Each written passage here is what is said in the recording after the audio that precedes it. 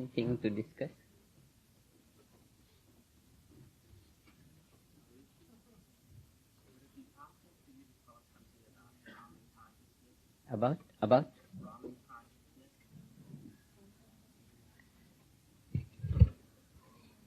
About Brahman consciousness. Brahman consciousness. Brahman.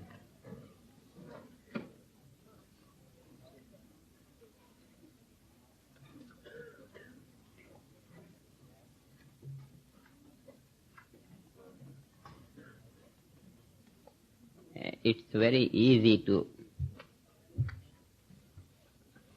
talk about Brahman consciousness for the simple reason, no matter what we talk, that will prove to be the expression of Brahman consciousness. Just that. No matter what we talk, it's going to be the expression of Brahman consciousness.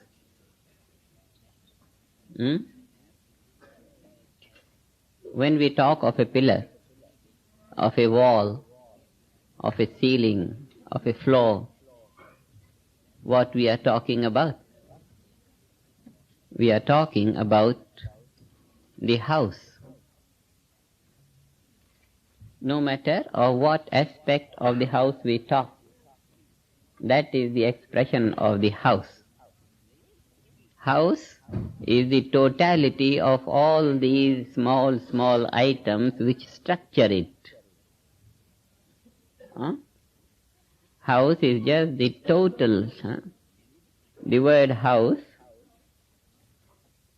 is the expression of a totality of all these different constituents of it. Pillar, the wall, the ceiling, the floor, anything, kitchen, dining, living, any room, is the expression of the house.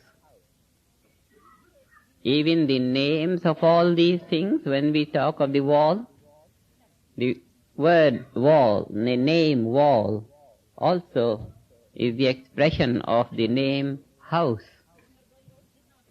And the form of the wall also is the expression of the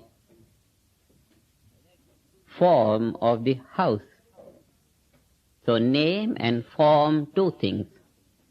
Name of the totality is expressed by the names of the parts of the totality. The name house is the name of the totality of the expressions of the names wall, floor, ceiling, pillar, all that. These are all the constituents. The constituent of the name are the names. The constituent of the form, house, is an assemblage of the form of the house. So name of house and form of house. Names of all these items which make a house and forms of all these items which go to make the house. The name and the form. Name of the parts, names of the parts, plural. Names of the parts are the expressions of the name of the whole. Forms of the parts are the expressions of the form of the whole. Having understood this, we have understood what Brahman is. So, what I said, that no matter what we talk, it will come out to be the expression of Brahman, And this is the status of Brahman. Wholeness, totality of life. So, no matter of what aspect of life we talk, that is in reality the talk of the totality of life. Now we'll go into a little bit more detail of explanation of it. Brahman consciousness is the consciousness of the whole of life. Now, you may come up to say, I have experienced Brahman consciousness because every moment I take a dive, transcendental consciousness is certainly unbounded. And unboundedness must be called wholeness. There are no boundaries. It is the boundaries that partition the whole. So when there is no boundary in transcendental consciousness, we know from our own experience that it is wholeness. Is it Brahman? The answer is, of course, yes. Because if we experience wholeness, why not? That is one state of the, what we call, the essential nature of Brahman. Wholeness, unboundedness, unrestrictedness. And that is the consciousness that we experience, wholeness. But we call it not Brahman consciousness, but only transcendental consciousness or pure consciousness. We describe its character as wholeness, unboundedness, infinity, unrestricted awareness. But we don't call it Brahman consciousness. All right. This is like an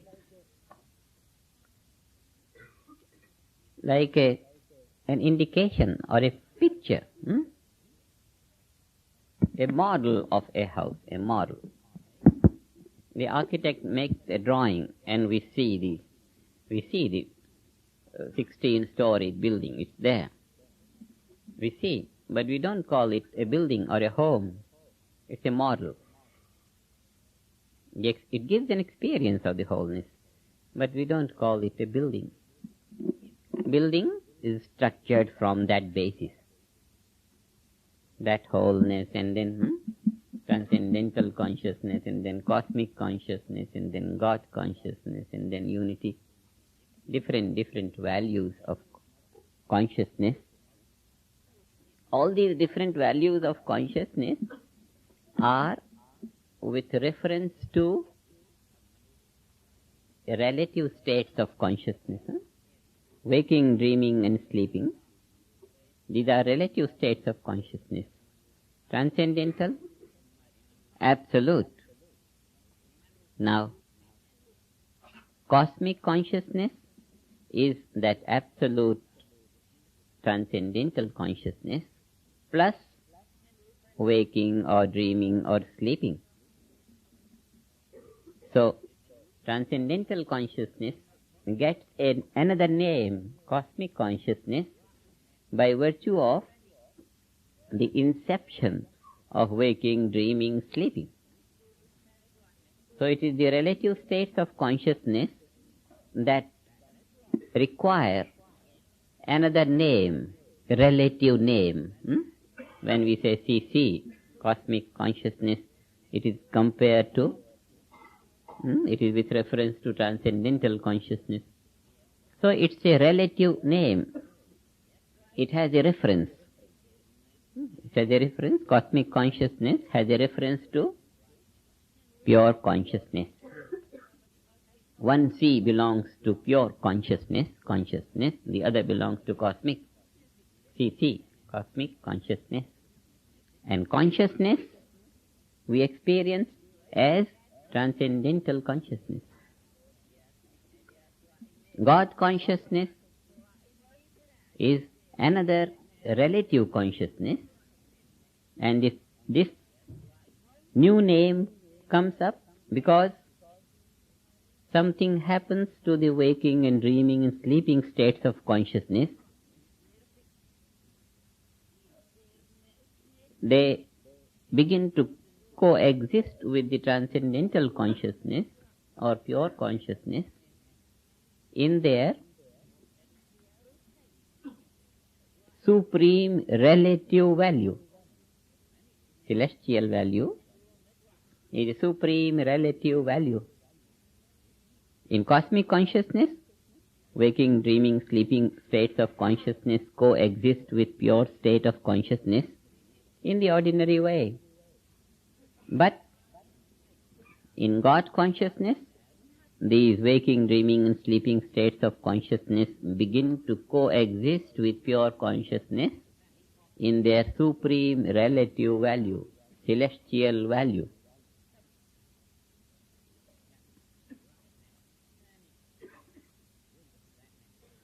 Relatives, modifications, present different states of consciousness, cosmic consciousness, God consciousness. God consciousness is that unbounded awareness of the self and object of perception in its supreme relative value, in its celestial value. So, most refined relative perception on the basis of unbounded awareness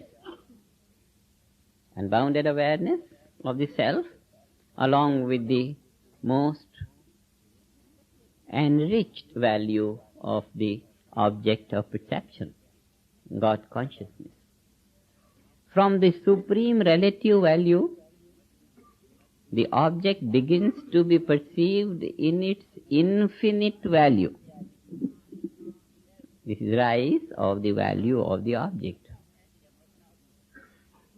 From the ordinary gross value in cosmic consciousness, the object has risen to the most refined value in the relative, becomes celestial.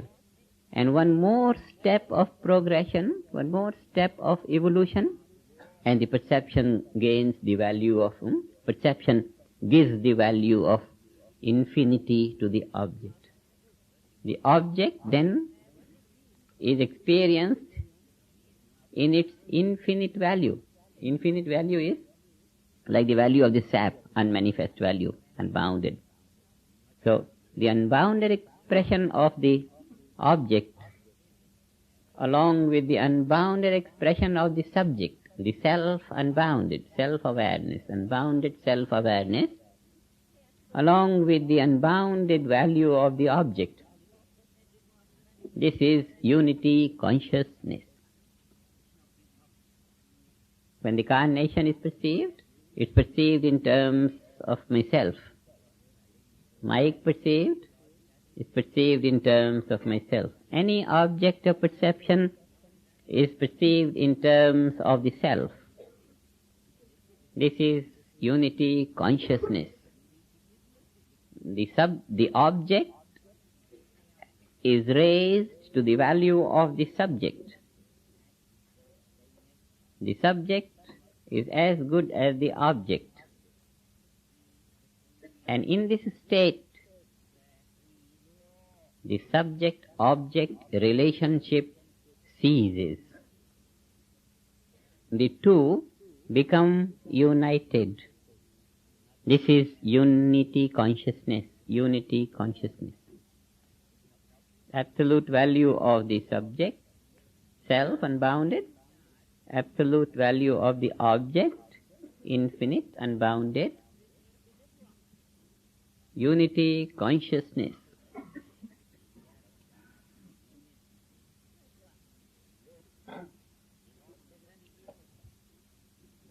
Now you have to be a little alert. What more can there be? What more can there be? We'll talk about many things later, but let us now concentrate on this point. The object of perception is cognized in its unboundedness. I see carnation and I see it as myself. Beautiful.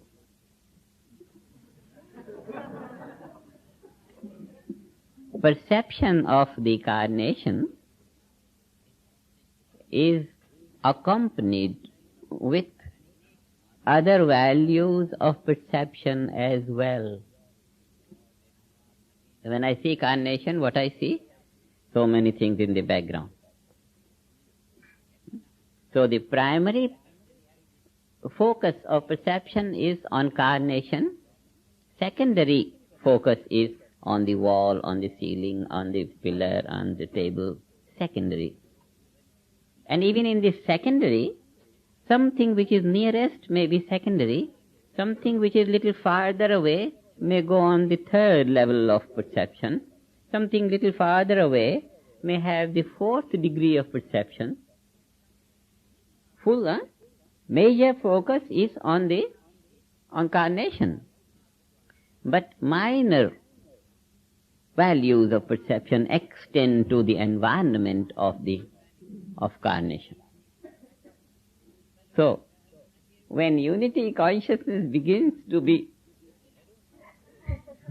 experienced, first the object of primary focus gains infinite value.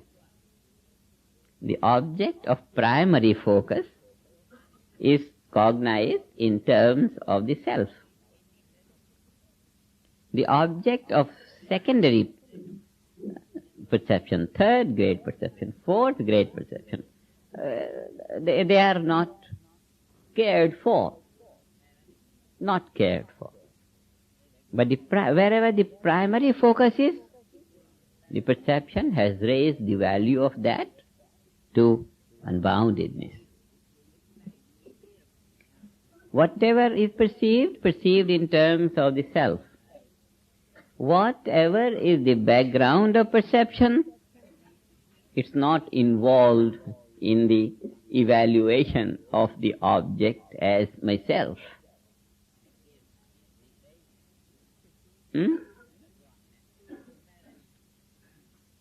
It is this little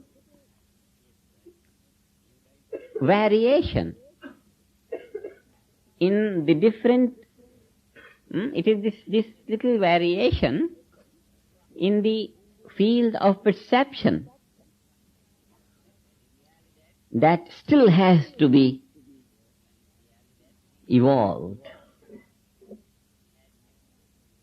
As it is, the object of primary focus has been evolved to infinity. Objects of secondary, third grade, fourth grade, fifth grade perception, not yet in terms of the self, not yet in terms of the self. This is in terms of the self, that is not cared for. Everything else is not in terms of the self.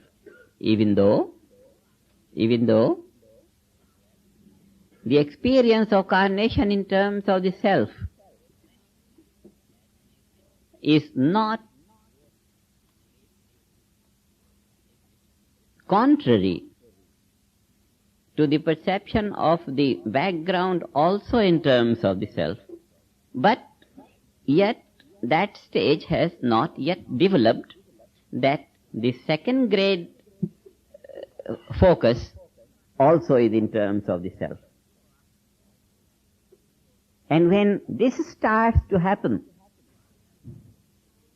then unity consciousness starts to rise to Brahman consciousness.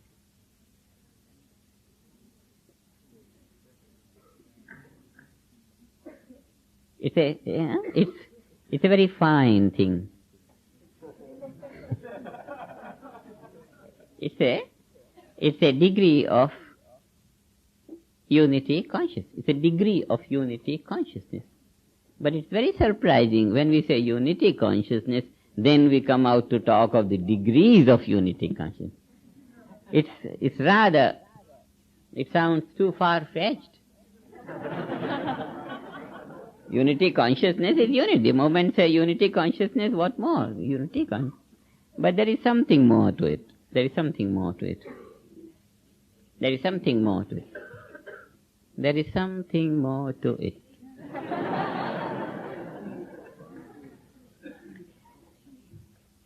Now make it a little more clearer.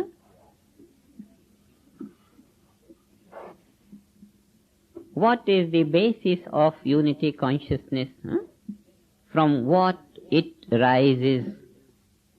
Unity consciousness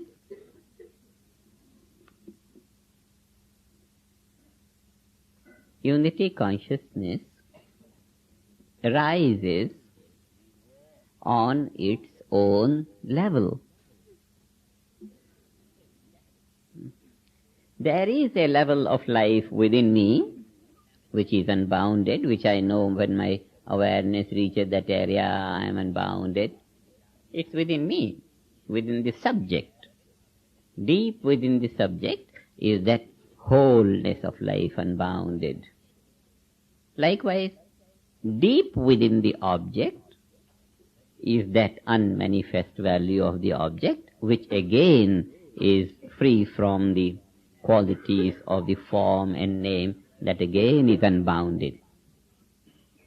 So deep within the object, the reality is unbounded.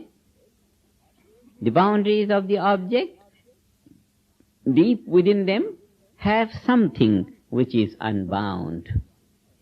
Something which is unbound.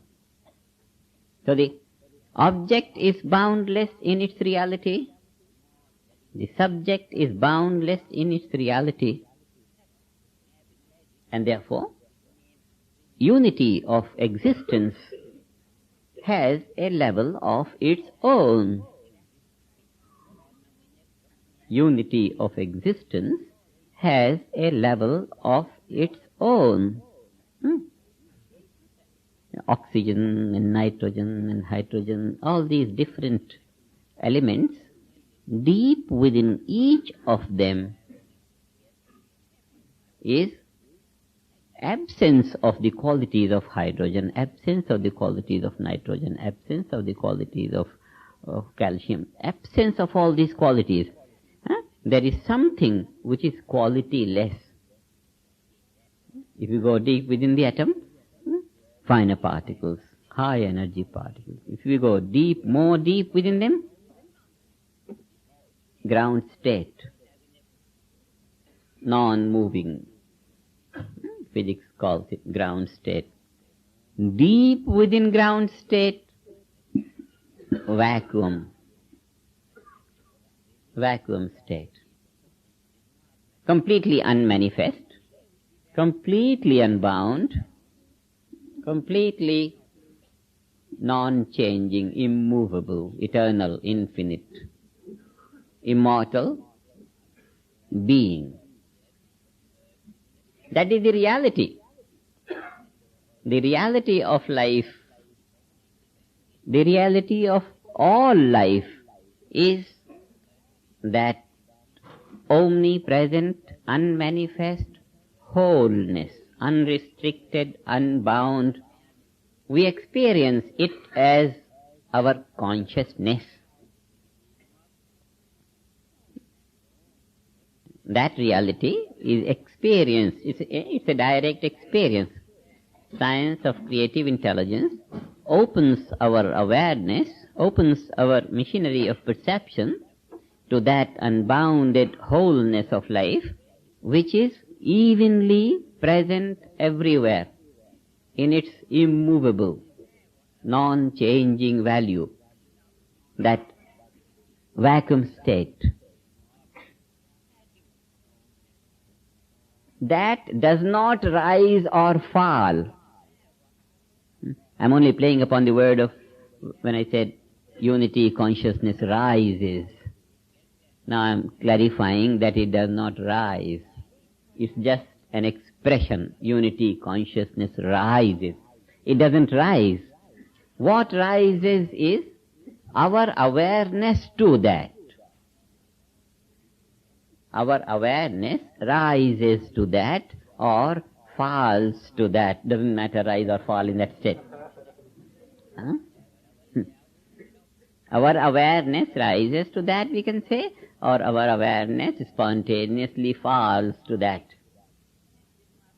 To that, everything falls to that ground state, and ground state falls to that vacuum state. Now, so unity consciousness, when we say unity consciousness rises, we only say our awareness rises to unity consciousness. We call it unity consciousness because as long as our awareness has not risen to that unity consciousness, so long it is in the consciousness, so long it is that state of consciousness which is non-unified. What dominates is the object of perception, this or that or that or that or that. So long it is not, it is ununified. And when the object and subject both have come on to that level of awareness where the differences are superficial, just on the level of the sap, the difference between the green and the red, they are too superficial even to be considered. So, on that level of awareness, which knows no boundaries, and which, being faced with the boundaries, also does not get perturbed or divided by the boundaries, and then we say it's unity consciousness. Unity consciousness.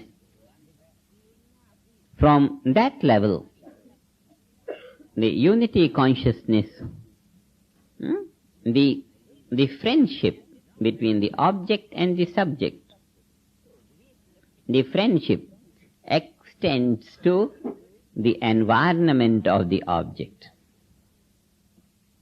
First you become a friend of someone, and then you become a friend of his home, and then you become a friend of his kitchen and of his this and this, all the library, everything.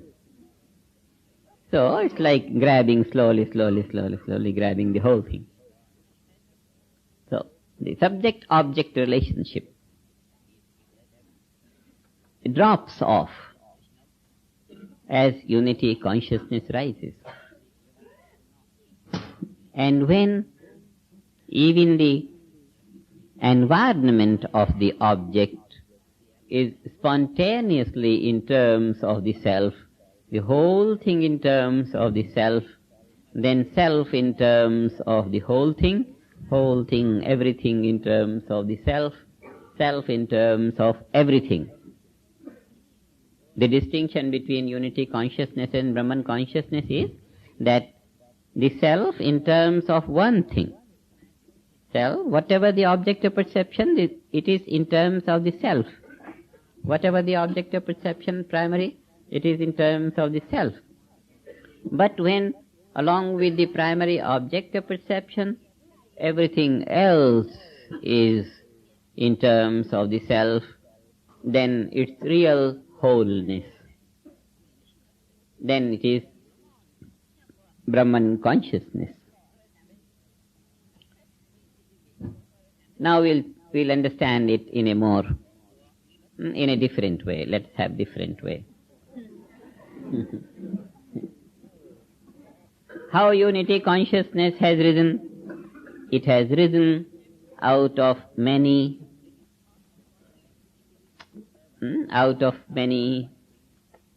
varieties of development. Various things have come together to constitute unity consciousness.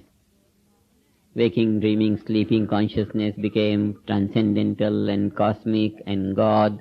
All these have served to be the constituents of unity consciousness. The very word unity implies non-unity, full of differences. So it's the differences that have come together to produce unity consciousness. Differences. Firstly, the difference between waking, dreaming, sleeping consciousness in comparison to transcendental consciousness. And then difference between transcendental and cosmic, and then between cosmic and God consciousness. All these differences gradually start to disappear, gradually start to disappear. And it is these differences which have proved to be the building blocks of unity consciousness. The very word unity indicates there has been some diversity, there have been some differences, and now they have been brought together and we have a unified whole. Unity consciousness. The development or emergence of unity consciousness has many reasons behind it. Mainly, release of stress, normal functioning of the nervous system. Normal functioning of the nervous system, which is the result of release of stress and purified state of all the chemicals that constitute the nervous system. The purity of the nervous system and release of stress. This is responsible for the development of pure consciousness, which in turn is responsible for development of unity consciousness. So we think in terms of the parts coming together to make a whole. Parts coming together to make the whole. And you have heard a proverb. Whole is more than the collection of parts. Yes? The whole is more than the collection of parts. They say a house is more than the collection of bricks. A house is more than the collection of bricks. The whole is more than the collection of parts.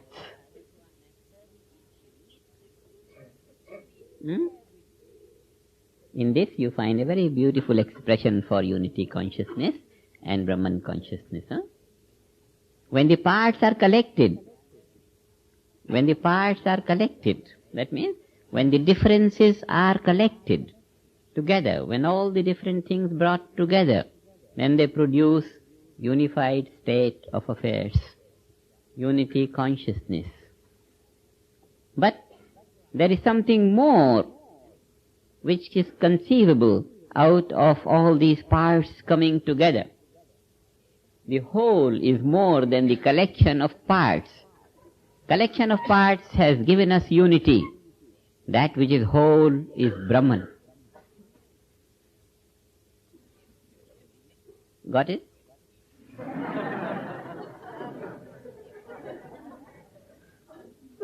How many have missed it?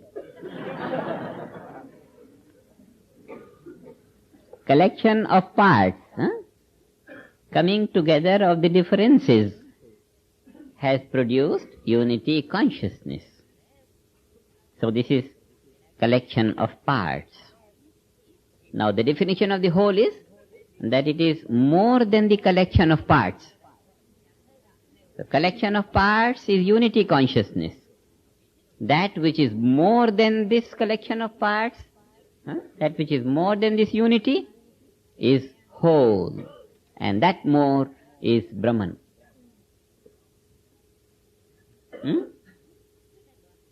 Make sense? Collection of parts produce unity. In unity, differences dissolve. No differences, no difference. Because all the difference that there was, it doesn't exist in that unified state of awareness. Unified state of awareness, unity consciousness. One may see this and this and this, but then the predominance is not either of this or of that or of that or of that or that. Predominance is of one's own unboundedness. Predominance. Unity dominates. Differences have not much value. Differences have not much value. It's like a millionaire spending $10 here, $5 here, $100 here, $1,000 here. Established, his awareness established in the wholeness of wealth. These transactions of these parts do not disturb his wholeness. There is no pinch. That wholeness, he doesn't feel spend this, spend. That wholeness predominates, even though the behavior is in parts. This is unity consciousness. The behavior has to be in the field of diversity, in the field of differences.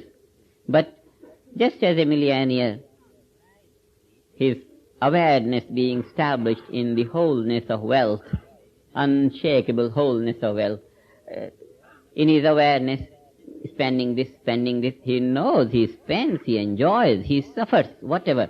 But all that doesn't have much meaning in the steadiness of his awareness of great wealth. Just like that, unity consciousness is not devoid of the experiences of the differences, only they don't much mean. They don't shake his unshakable stand in the unified state of awareness. This is unity consciousness. Something more than that. In unity consciousness, whatever the object of perception, that is in terms of myself. Whatever object of perception, that is in terms of myself. And in this state, something that is not the object of perception is not included within the range of the self. Only the object of perception is in terms of the self. Something that is beyond the object of perception, away, far, here, there, it is not taken into consideration. It's not considered. So unity consciousness is within the range of perception. Whatever is perceived, that is in terms of the self. Every object of perception, every object, we can add a word, every object of primary perception. Because perception has its varying degrees. Primary perception, secondary perception. There is main concern, there is subordinate, secondary concern. So secondary concerns are not involved in unity consciousness. And when everything gets involved with anything being involved, when everything gets involved in anything being involved, then it's the wholeness which is more than the collection of the parts of consciousness. Whole is more than the collection of parts. It's such a common phrase, we know it from 5 years of age. Whole is more than the collection of parts.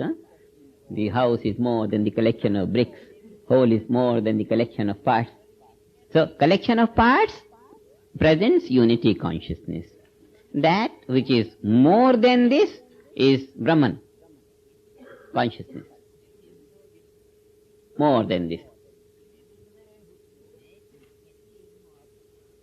This gives us a very good account of what the collection of parts is and what we can expect from this situation when the parts have been brought together.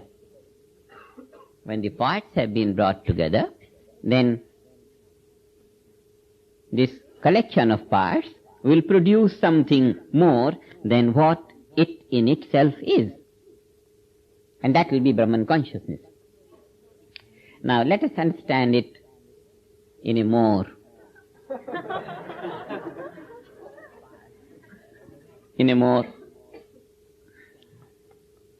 clear way.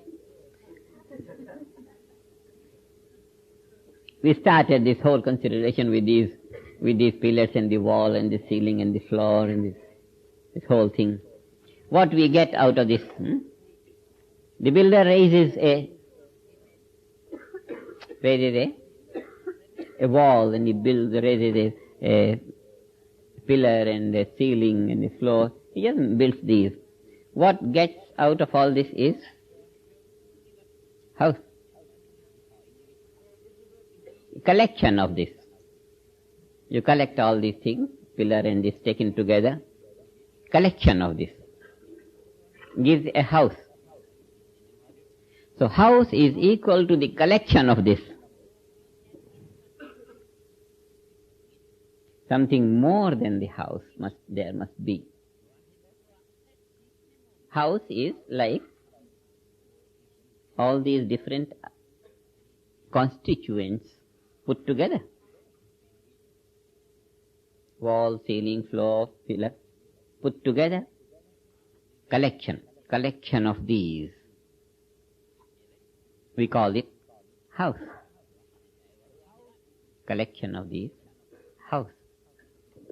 House is like unity consciousness. What is more than the house?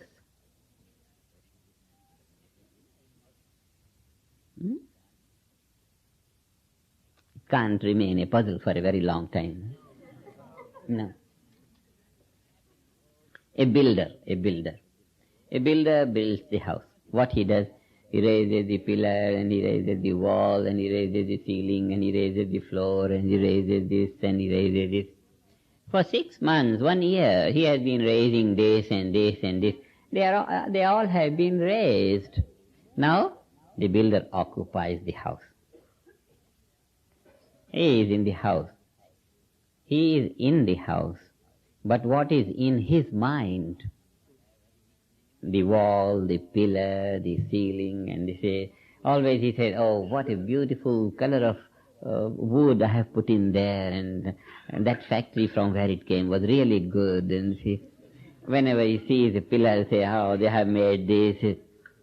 What he loses in his habit of constructing these parts,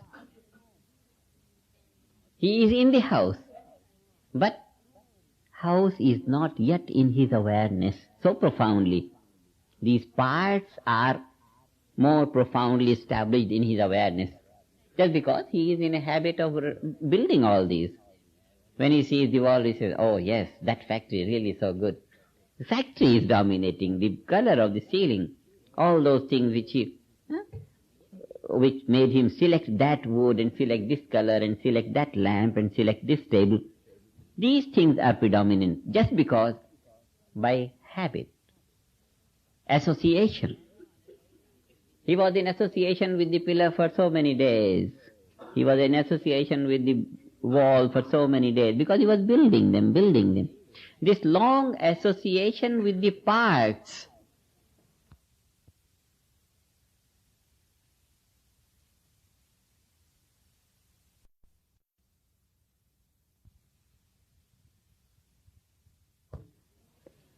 this long association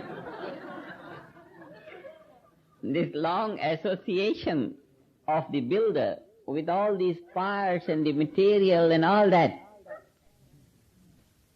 a sort of comes on the way of his awareness of the house. He is living in the house, but all these things are hovering in his mind. So what is happening? Parts are predominant in his awareness. Wholeness of the house is yet secondary. A few weeks pass, a few months pass, gradually, more of the house awareness starts to dominate. More and more the awareness of the parts becomes secondary.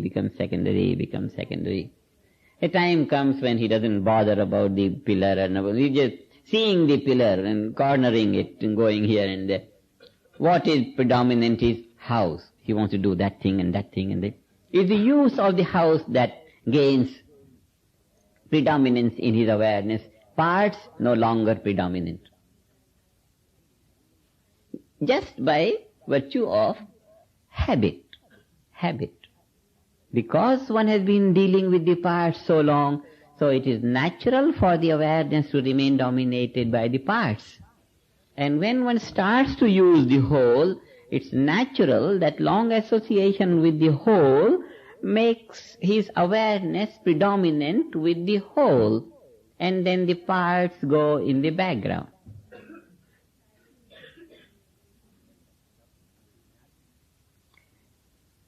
Now, from here we take another example to show something more. Now he is living in the house. Supposing the house is a rented house.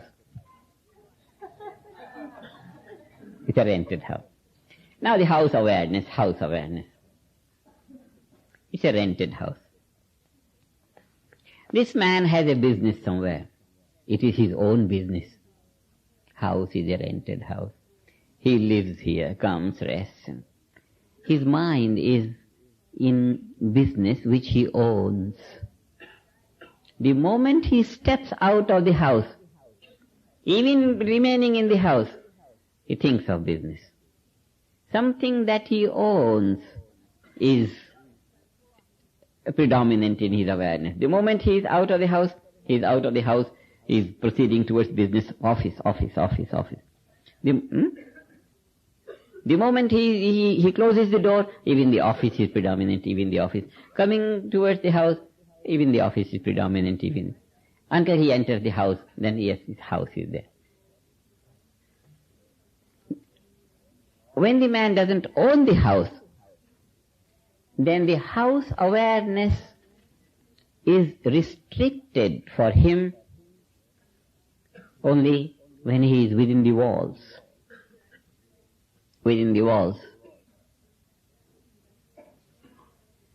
He goes to office, all his awareness is for the office. When he enters the house, he becomes aware of the house. But the office is predominant in his, because he owns that. Such a man, when he owns the house,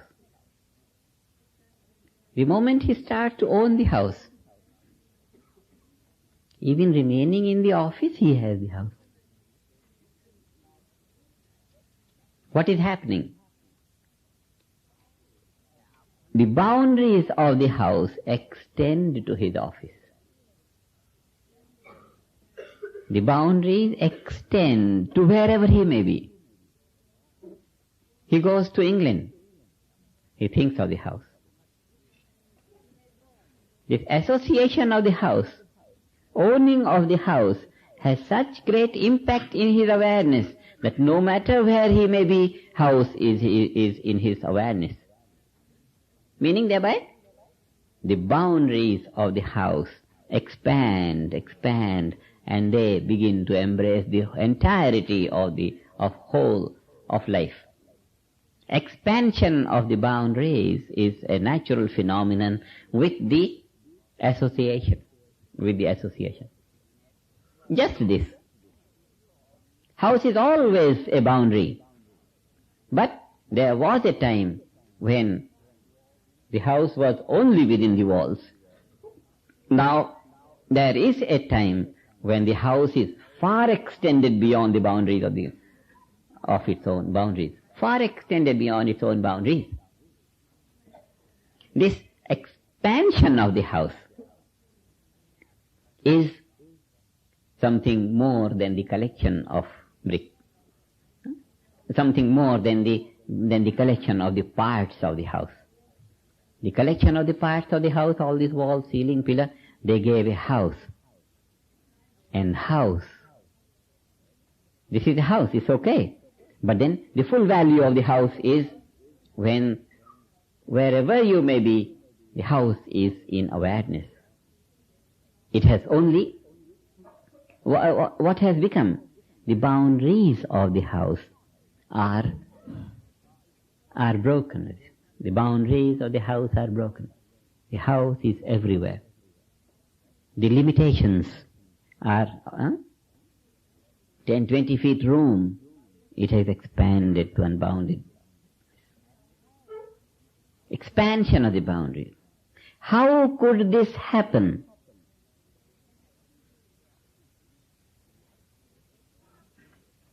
When we are talking of the state of consciousness, it's a reality. It's not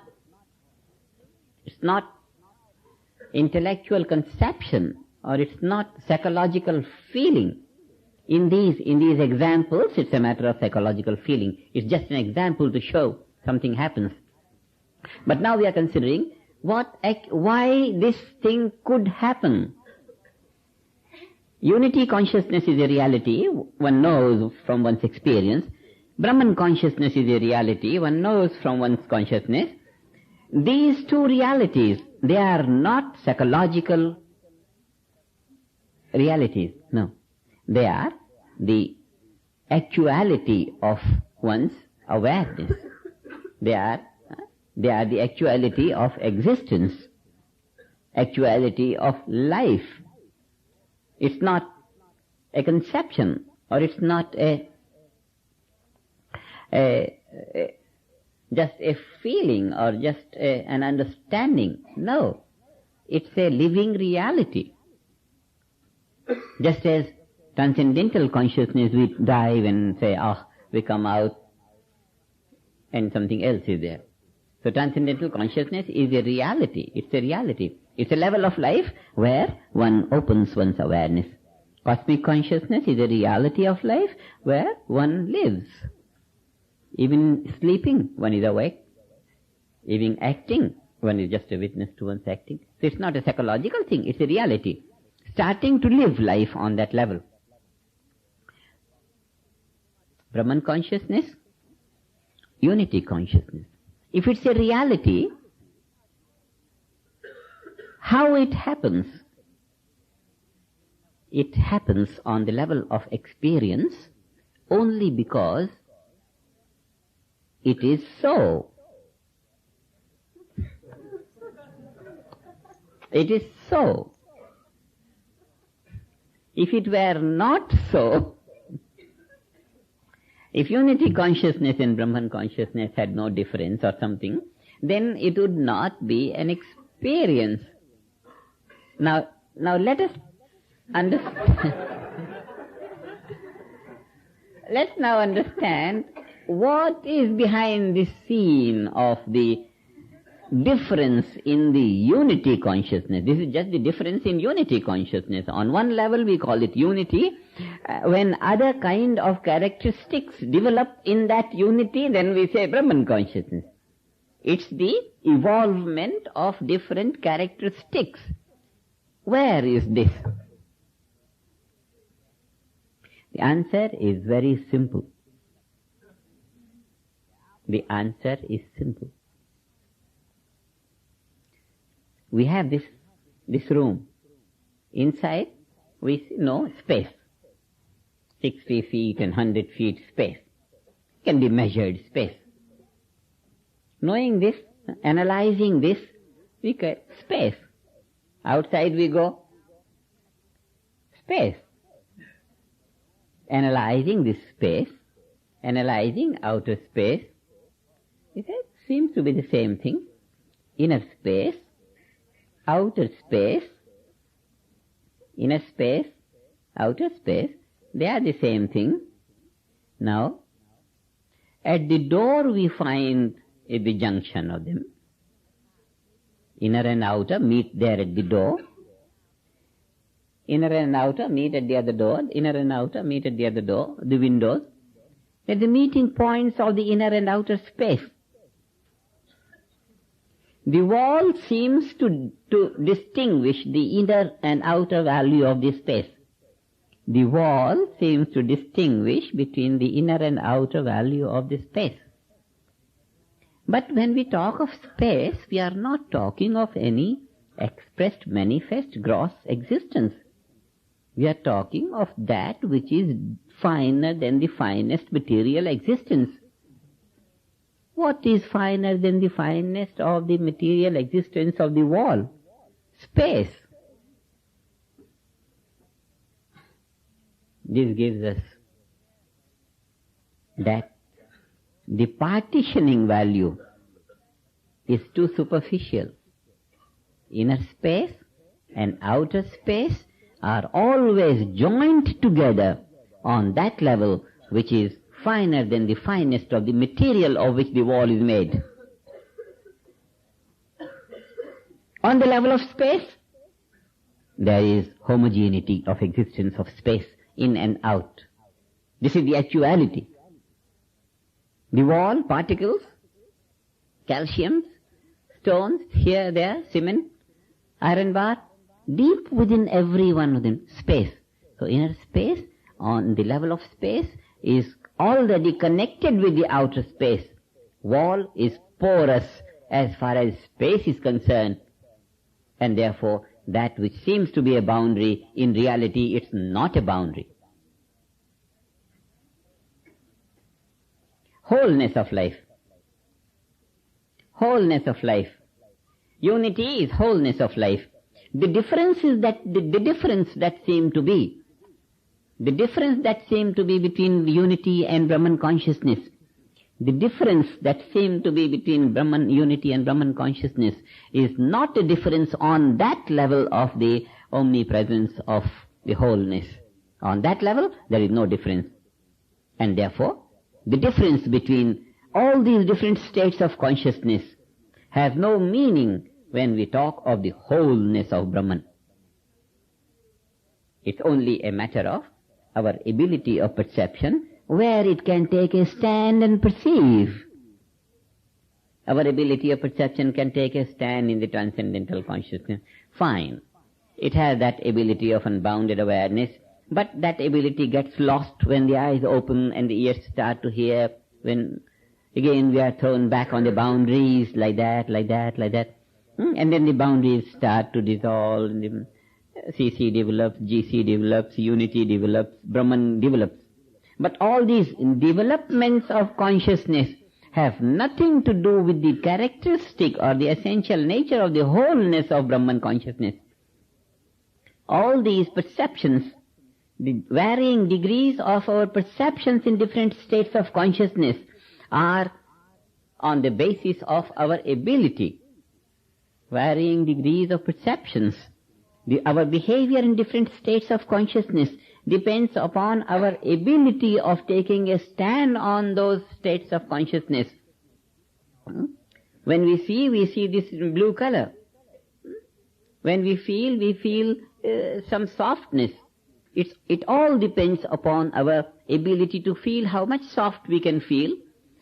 It all depends upon our ability of perception, how much red we perceive, or how much radiance of the colorless rays coming out of the red we are able to perceive.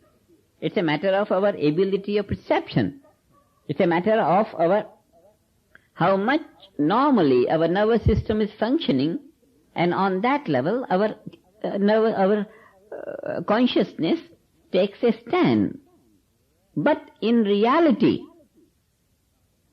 just as green and round and flat and red and soft and hard, all these are nothing but unmanifest sap.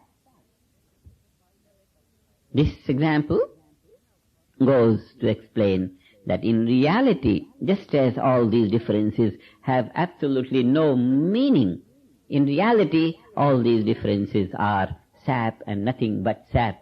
In reality, that wholeness of life, that Brahman, that omnipresent, unbounded, homogeneous wholeness of life is all that there is, and the differences are superficial. Unity on that level is the ultimate reality, where consciousness knows no differences, whether it's the focusing value of perception or the secondary value of perception or what. These secondary or these, they don't have any meaning. Life is whole. And I am that, and thou art that, and all this is that, and nothing but that, and that, and that. This is Brahman consciousness. It's conceivable. It's conceivable that there was a time, we know from experiences, the house is just this much and this much and this much.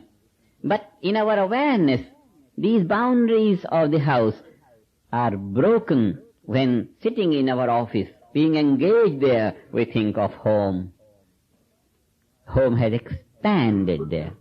Boundaries, too superficial to keep the house bound only in this area and in this much length and breadth and height. No, it expands. So it is the expansion of one's own territory of experience. So the whole emphasis was that this homogeneous wholeness of life is open to our awareness, is directly open to anyone's awareness, just because that is the reality. Is the reality. Now it depends upon how much capable we are of having that in our stand. It's just like new house, the builder is always in terms of the wall and the ceiling and the floor. His awareness is. And the reason is long association with these parts. So when the awareness rises, it is the habit of being associated with the parts of life, with the boundaries, that alone are responsible for restricting living that wholeness. Living that wholeness is restricted by long association with the parts of life. So when unity dawns, it dawns due to the long association of that unboundedness. And where the association of unboundedness begins, association with unboundedness begins from transcendental consciousness.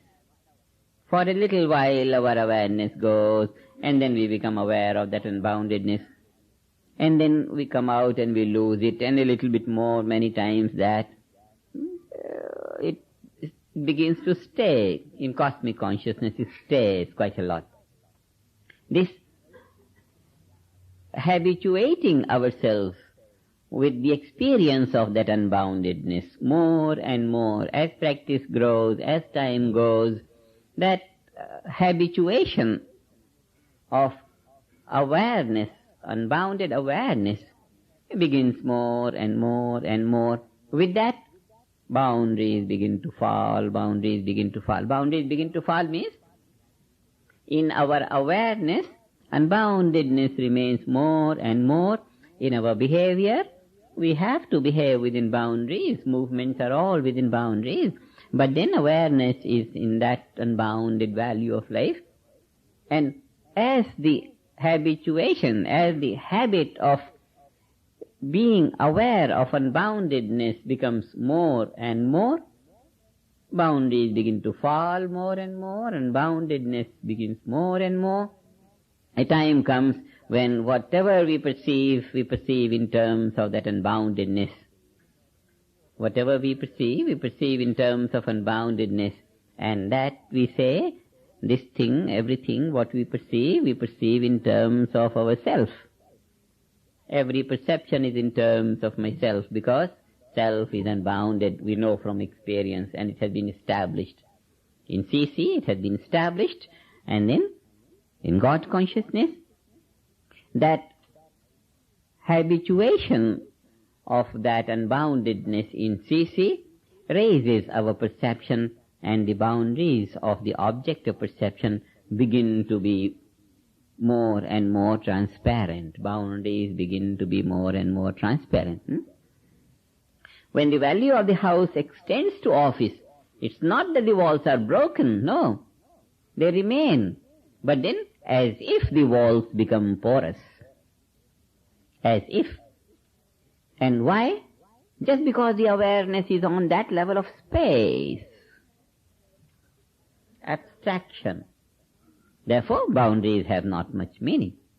They are there, and yet they don't much affect. Just like when the awareness is in that untold wealth, billionaire, millionaire, and then $5, $10 here, there, doesn't matter what.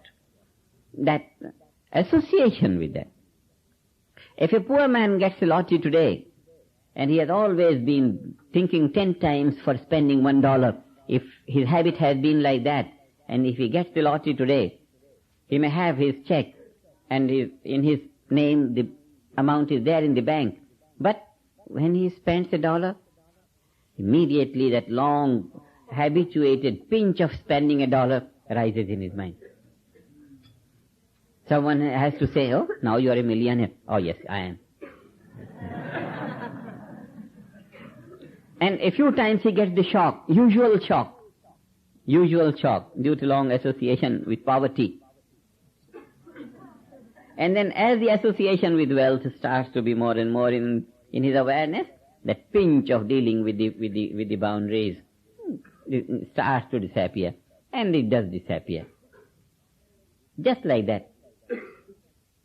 It takes a while for the nervous system to get adjusted to produce or maintain that unbounded awareness at all times, even when the eyes are within boundaries and ears are within boundaries and the movements are within boundaries. So it's just a matter of getting habituated. So the habituation. Now we know what all these states of consciousness are.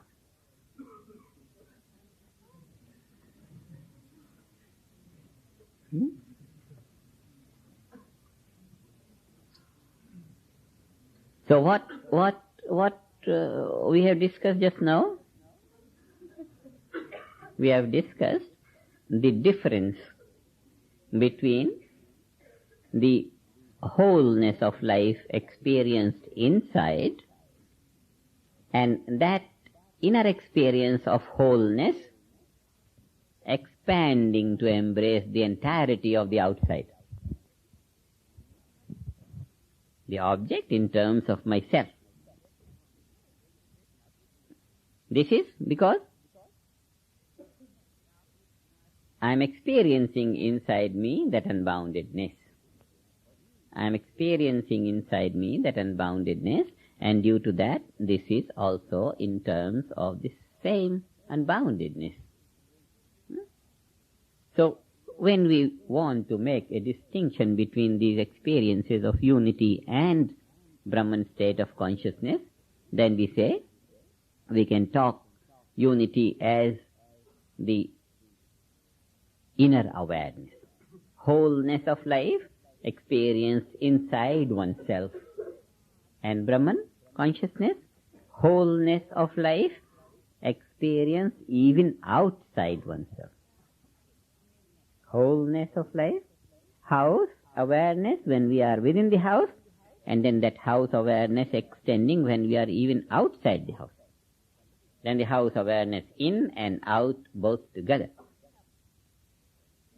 So when we make a distinction between unity and Brahman consciousness, then unity consciousness we can say we experience wholeness inside, and when that inner wholeness, awareness of the wholeness inside expands outside, and in and out both become the same unboundedness, then you say Brahman consciousness. Now, something very beautiful, huh? In what we are making distinction? Wholeness is wholeness, but we are making a distinction in wholeness. Inner wholeness, outer wholeness. First, the inner wholeness gets stabilized, and that completely stabilize inner wholeness, stabilizes itself even in the outside. So inner wholeness, outer wholeness. There is another word to this wholeness, and that is absolute. What we are doing? We are breaking the absolute to pieces. Inner absolute and outer absolute. Here is the breaking of the ice of the absolute into two parts, inner and outer. So when we talk of difference between unity and Brahman consciousness, we are doing what we are doing, committing the greatest possible crime, breaking the absolute to pieces. Inner absolute, outer absolute, birds of the same feather flock together. Inner absolute, outer absolute. Wholeness inner, wholeness outer. Inner wholeness. What has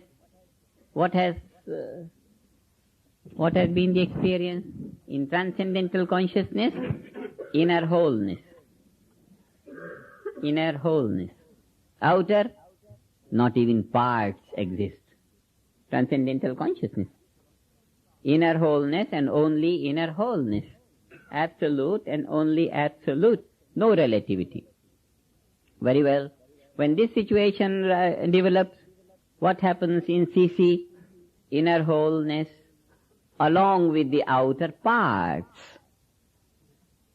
Outer parts, outer boundaries. CC, inner fullness and outer boundaries. That's how experiencing one thing, one remains a witness. Just as a millionaire spending $10, he just remains a witness to what he is doing, a witness of the transaction. It doesn't influence him. It doesn't overthrow him. Just like that unbounded awareness in CC becoming stabilized.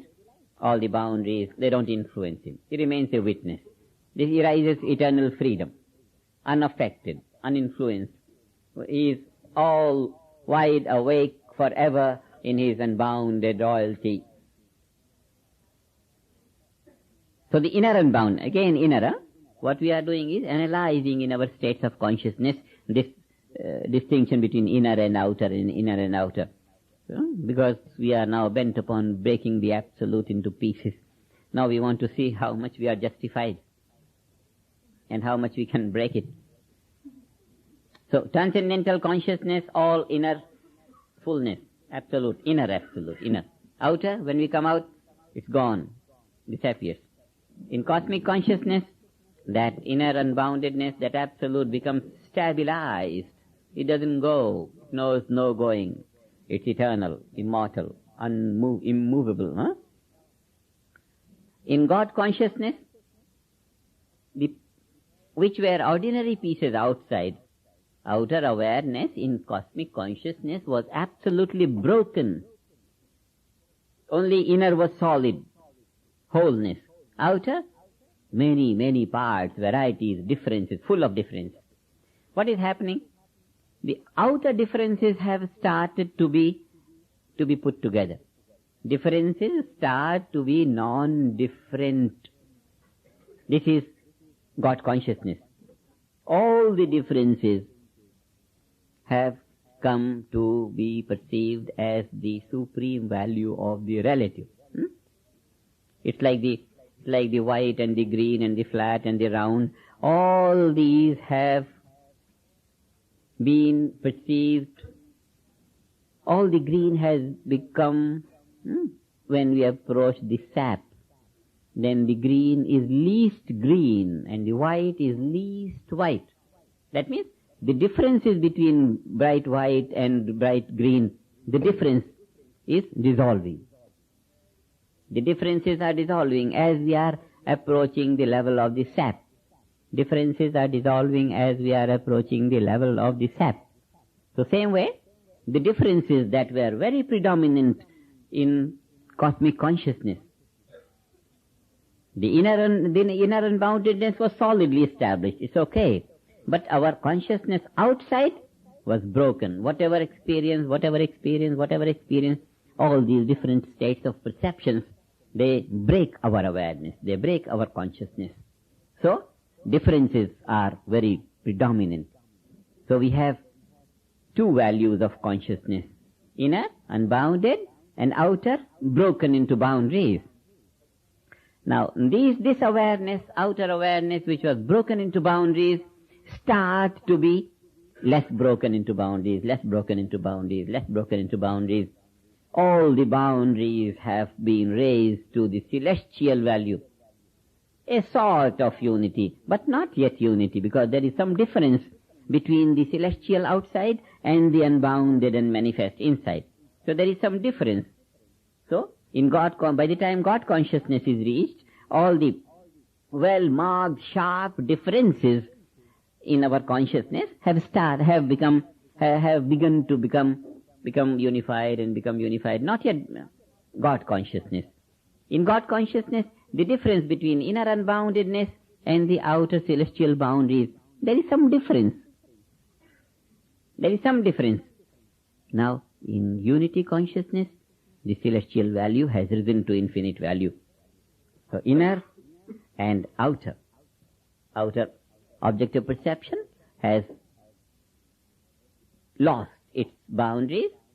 Even the celestial boundary is lost. Unbounded object, unbounded subject. Now, this is a situation where every object of perception starts to be in terms of the inner wholeness and outer wholeness in a piece of perception. Outer wholeness, inner wholeness. This is unity. Inner wholeness, outer wholeness. Absolute and absolute. Inner and outer. Absolute. But this awareness of the two values of the absolute being one leaves behind some values which are yet to be added to the absolute. This is with reference to inner. This object has come to the inner value. The outer pieces have joined together, outer wholeness and the inner wholeness. But then something is there in the outer which is yet to rise to that wholeness. And when that outer wholeness of the object extends to embrace the differences, outer differences, then the outer wholeness extends to embrace the entirety of the outside. And when the outer wholeness has expanded to embrace the entirety of the outside, then the outside and inside both are the same. And then that is the ultimate reality. Till then, some difference and some difference and some difference. And as long as there is difference, it's not the ultimate reality. So what we are talking about is the inner fullness and the outer fullness. When the inner fullness expands to embrace the entirety of the outside, then is the real wholeness of life a living reality. The real ultimate wholeness of life is a living reality on that level when the inner absolute shakes hands with the outer absolute.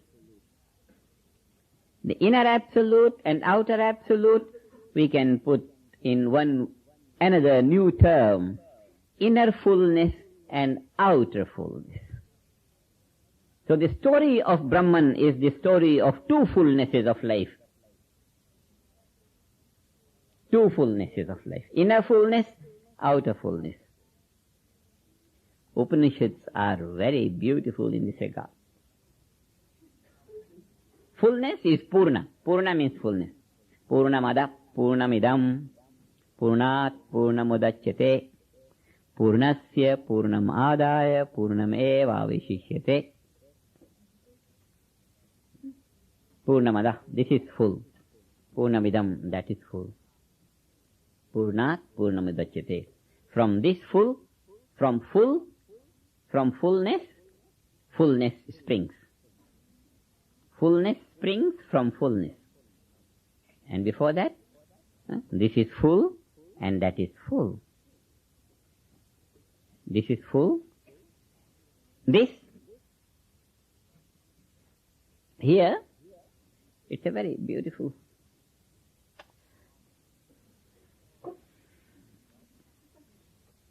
Generally, even though wrongly it is interpreted, that the relative is full and the absolute is full and this is. Here, in the context of the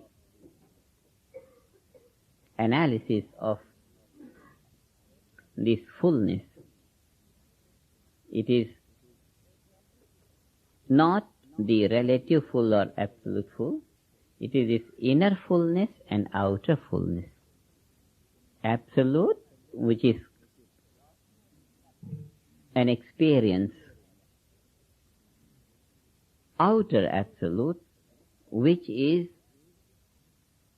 another experience.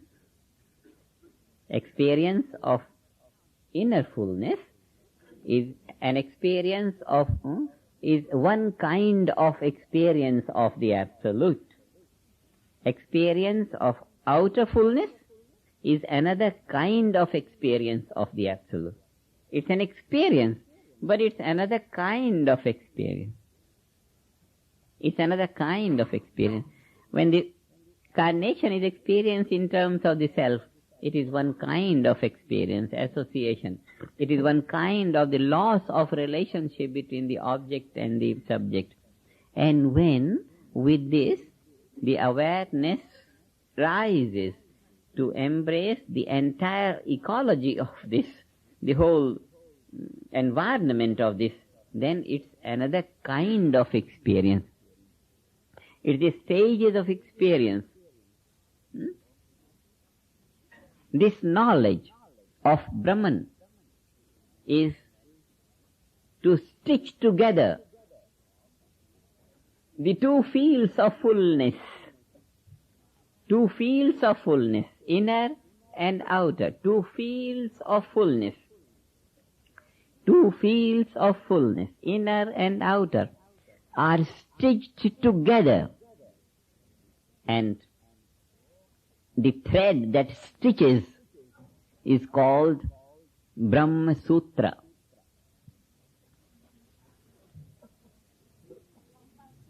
Sutra is the thread. Every stitch puts the two pieces together. Sutra is the thread. Sutra is the thread. The thread of Brahman. Because Brahman is fullness. Inner fullness, fine, it's Brahman. Outer fullness, fine, it's Brahman. But on the level of experience, there are two pieces of fullness. So the two pieces of fullness stitched together, and that is Brahma Sutra. Every sutra, every stitch puts the two pieces together. And it keeps on putting one after the other. Many stitches are necessary just because it's so beautiful. Many stitches are necessary just because the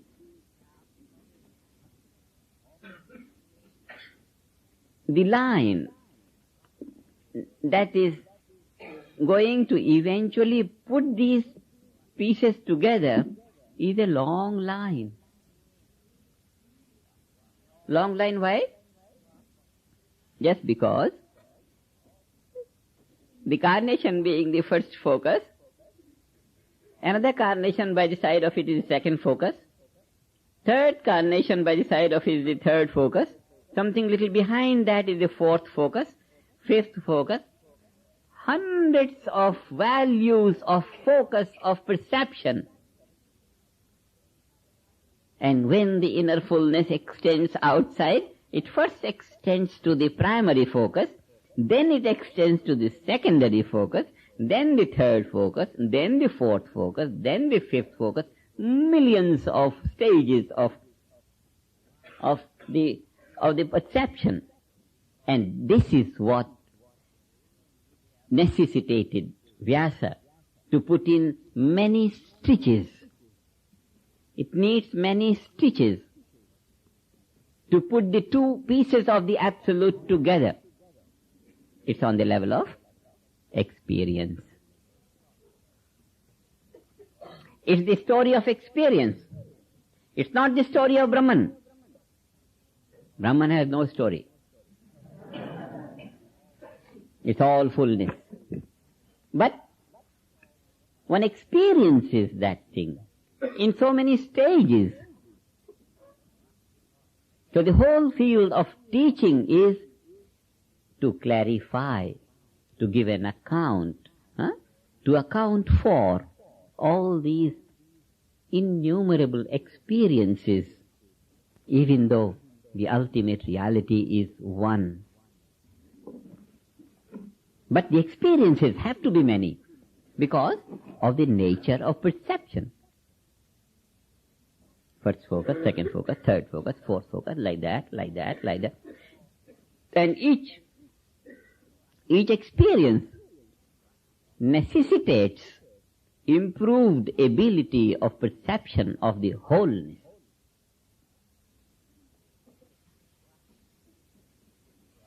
Evaluation of the carnation in terms of myself is one evaluation, and that is on the ability of evaluation. Ability of evaluation is that wherever is the primary focus, that object of focus will be in terms of myself. This is the ability. Now, when this ability gets established, it's stabilized, then this ability extends to have the same value for the secondary perception. And when that ability is stabilized, then that ability develops to embrace the third grade perception on the same level. And when that gets stabilized, then it develops to embrace the fourth grade step. And then like that, stabilizing one value of ability and allowing it to develop into second value of ability. This is what? This is just development of creative intelligence.